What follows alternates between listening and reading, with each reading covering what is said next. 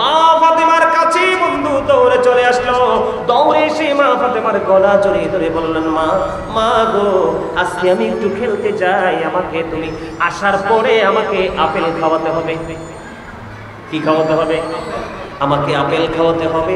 এই কথা বলার পরে মা খাতুনে জান্নাত ফাতেমা তিনি অর্ডার দিয়ে দিলেন, বাবা যাও যাও যাও যাও, খেলা শেষ করার পরে তোমাকে আমি আপেল খাওয়াবো। মা ফাতেমা প্রতিশ্রুতি দিয়ে দিলেন। এই দিক দিয়ে হুসাইন চলে গেল। হুসাইন যখন চলে গেল, কিন্তু মা ফাতেমার পরে মনে হয়েছে যে এখন তো মদিনার কোথাও আপেল পাওয়া যাবে না, কারণ তখন মদিনায় কোনো আপেলের সৃজন ছিল না। আমি আমার সন্তানকে তো কথা দিয়ে দিয়েছি, এখন সন্তান যদি খেলা শেষ করে আসার পরে যদি আপেল যদি না দেয়, আমি মা সন্তানের কাছে ছোট হয়ে যাব। এই কথা বলার পরে বন্ধু এবার কি করলেন? মা ফাতেমা চিন্তায় পড়ে গেলেন। আপনারা মদিনায় যারা গেছেন আপনারা দেখেছেন, আমার রাসূলের রওজা মোবারকের খুবই কাছাকাছি মা ফাতেমার বাড়ি। গেছেন নি? দেখছেন নি? আপনারা গেছেন? কাছাকাছি না চাচা? একবারে কাছাকাছি। মা খাতুনে জান্নাত ফাতেমার ঘর। নবীজি তখন কি করলেন? মা খাতুনে জান্নাত ফাতেমা কোনো রাস্তা খুঁজে পায় না, দৌড়ে চলে আসলেন আমার নবীজির কাছে। আসার পরে আমার নবীজি মা খাতুনে জান্নাত ফাতেমার ললাটের দিকে তাকিয়ে দেখলেন, ও বন্ধু ঘাম ঝরতেছে। মা আমার নবীজি তখন বসা ছিলেন, উনি যেখানে বসা ছিলেন উঠে গেলেন, উঠে দাঁড়িয়ে মাকে বললেন, মা আপনি এখানে বসুন। মা ফাতেমা বসলো। বসার পরে মা খাতুনে জান্নাত ফাতেমাকে প্রশ্ন করলেন, মা গো আপনার ললাটে তো ঘাম দেখা যায় কেন? কি হয়েছে আপনার? কয় বাবা বাবা গো, আমি তো একটা ক্রাইসিসে পড়ে গেছি। কেমন ক্রাইসিস? আপনার কলেজার টুকরা হুসাইন আমার কাছে আপেল চেয়েছে, আমি তাকে প্রতিশ্রুতি দিয়েছি খাওয়াবো, কিন্তু বাবা আমি পরে জানতে পারলাম এখন তো মদিনার কোথাও আপেল নাই, আমি কি করব? আমি মা তো সন্তানের কাছে লজ্জা পাবো। ওয়াল্লাহি ওয়াল্লাহি আল্লাহর কসম করে বলছি, অসংখ্যবার বন্ধু এগুলো আমি দেখেছি এবং পড়েছি। এই কথা বলা বাবা এবং মেয়ের মধ্যে আলাপ আলোচনা চলতেছে। ঠিক তাৎক্ষণিকভাবে নবীজির হুজরায় মা বন্ধু জিবরাইল, দেখতে হাদিস শরীফের মধ্যে এসেছে, দেখতে আকারটা পৃথিবীর আপেলের মতোই ছিল। জিবরাইল আমার নবীর হুজরায় জান্নাতি আপেল নিয়ে হাজির। আরো জোরে বলেন না সুবহানাল্লাহ। আপনারা মুরব্বিরা আগে অনেক শুনেছেন এই ওয়াজ, ইমাম হাসান হুসাইন নতুন জামা চেয়েছেন, এটা শুনছেন কিনা বলেন? আগে কি অনেক শুনছেন না? আগের হুজুররাই ওয়াজ করেছে, এখনকার মৌলবীরা এই ওয়াজগুলো করে না। দিন দিন দিন দিন দিন দিন শিক্ষার পরিধি কমে যাচ্ছে। ও বন্ধু, মানুষ পথভ্রষ্ট হয়ে যাচ্ছে, ইসলামের সঠিক যে সৌন্দর্য থেকে মানুষ বের হয়ে আসতেছে। কথা বলেন না কেন? আপনারা মুরব্বীরা যেভাবে নামাজ পড়েন এখনকার ছেলেরা সেভাবে পড়েনি, কারণ আপনারা ফলো করেছেন হক্কানি নবীর প্রেমিক ওলি প্রেমিক হক্কানি আলেমদেরকে, যা শিখেছেন তাদের থেকে। আর এখনকার ছেলেরা শিখে কমার্শিয়াল আলোচকদের থেকে, যারা শুধু মাইনাস করে। কি করে? কথা বলেন না, খালি কমায়, শুধু কমায়, এরকম না বিষয়টা। এটা আপনার এলাকা আমার এলাকা কোনো জায়গা ভালো নাই, সব জায়গায় একই অবস্থা। বন্ধুরে আমার, নতুন জামা যখন চাইলেন, নতুন জামা নিয়ে মা ফাতেমার দরজায় এসে জিবরাইল হাজির। এবার আমার নবীজির কাছে খবর চলে আসলো, নবী গো দর্জি তো জামা নিয়ে এসেছে। এবার আমার নবীজি বললেন, এটা পৃথিবীর সাধারণ কোনো দর্জি নয়, এই দর্জির নাম হলো জিবরাইল। জোরে জোরে বলেন না সুবহানাল্লাহ। যাদের জামা চাইতে দেরি, জান্নাত থেকে যাদের জামা আসতে দেরি করে না, তাদের সাথে প্রেমের ডুরি আমাদেরকে লাগাইতে হবে বাধ্যতামূলক। ঠিক কিনা বলেন বন্ধু? শুধু তাই নয়, ইমাম হুসাইনকে চেনার জন্য, তার মর্যাদা বোঝানোর জন্য বলতে চাই, আমি পরে কারবালার মর্মান্তিক যে জায়গা, সেই জায়গায় আমি পড়ে যাব বন্ধু।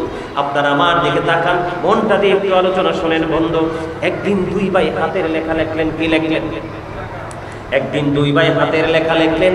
হাতের লেখা লেখার পরে এবার আমার নবীজির কাছে ফয়সালার জন্য চলে গেলেন। আমার নবীজি ফয়সালা দিলেন না, আমার নবীজি পাঠিয়ে দিলেন বাবার কাছে, তার মানে হযরতে আলীর কাছে।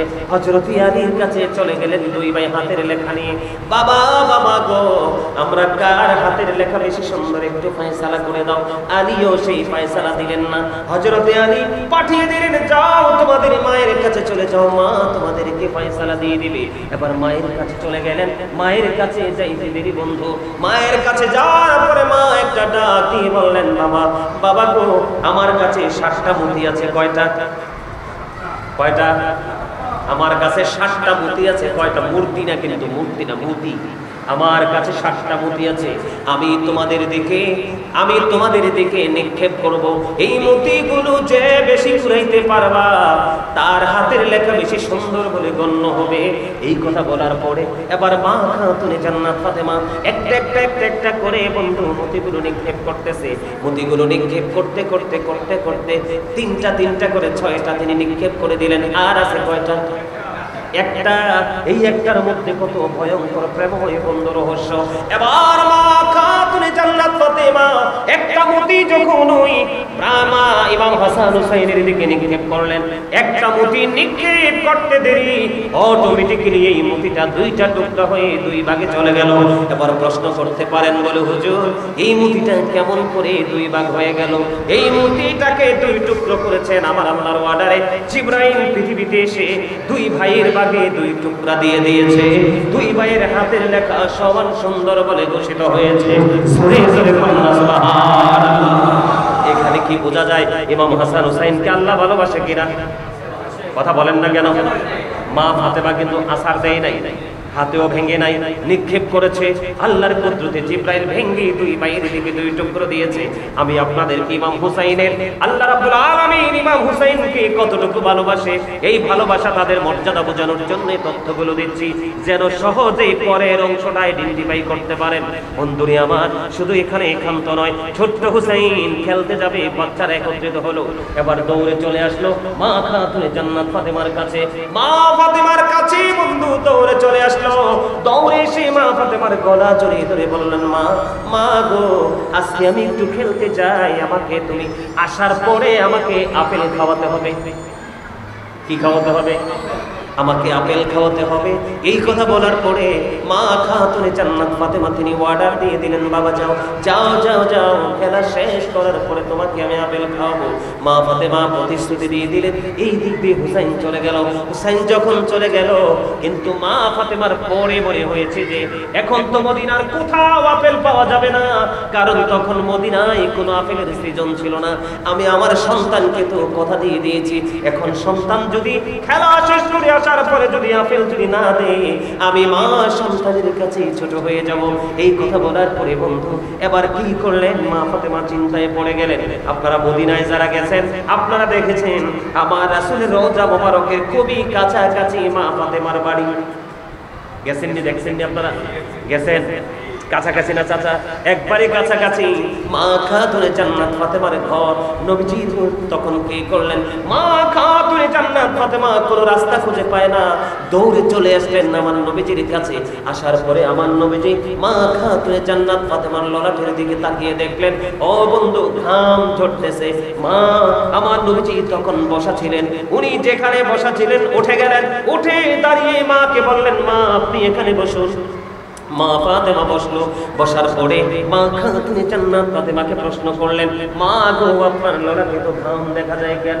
কি হয়েছে আপনার? কয় বাবা গো, আমি তো একটা ক্রাইসিসে পড়ে গেছি। কেমন ক্রাইসিস? আপনার কলেজার টুকরা হুসাইন আমার কাছে আপেল চেয়েছে, আমি তাকে প্রতিশ্রুতি দিয়েছি খাওয়াবো, কিন্তু বাবা আমি পরে জানতে পারলাম এখন তো মদিনার কোথাও আপেল নাই, আমি কি করব? আমি মা তো সন্তানের কাছে লজ্জা পাবো। ওয়াল্লাহি আল্লাহর কসম করে বলছি, অসংখ্যবার বন্ধু এগুলো আমি দেখেছি এবং পড়েছি। এই কথা বলা বাবা এবং মেয়ের মধ্যে আলাপ আলোচনা চলতেছে। ঠিক তাৎক্ষণিকভাবে নবীজির হুজরায় মা বন্ধু জিবরাইল দেখতে হাদিস শরীফের মধ্যে এসেছে, দেখতে আকারটা পৃথিবীর আপেলের মতোই ছিল। জিবরাইল আমার নবীর হুজরায় জান্নাতি আপেল নিয়ে হাজির। আরো জোরে বলেন না সুবহানাল্লাহ। এবার জিবরাইল আলাইহিস সালাম কি করলেন? জান্নাতি আপেল নিয়ে হাজির হয়ে গেলেন।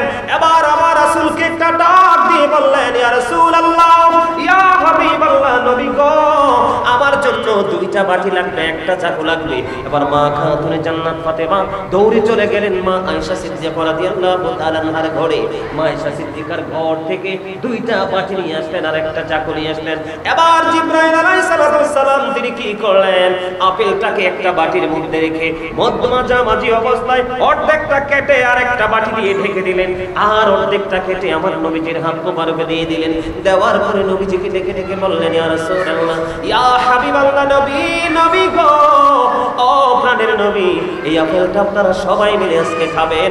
আর এই যে বাটি আমি দিয়ে গেছি, বাটিটা প্রতিদিন একটা বার সরাবেন। এই কথা বলার পরে জিবরাইল আলাইহিস সালাম চলে গেলেন, মা ফাতেমা আপেল নিয়ে বাড়ি চলে গেলেন। এবার ইমাম হুসাইন খেলা শেষ করে চলে আসলো।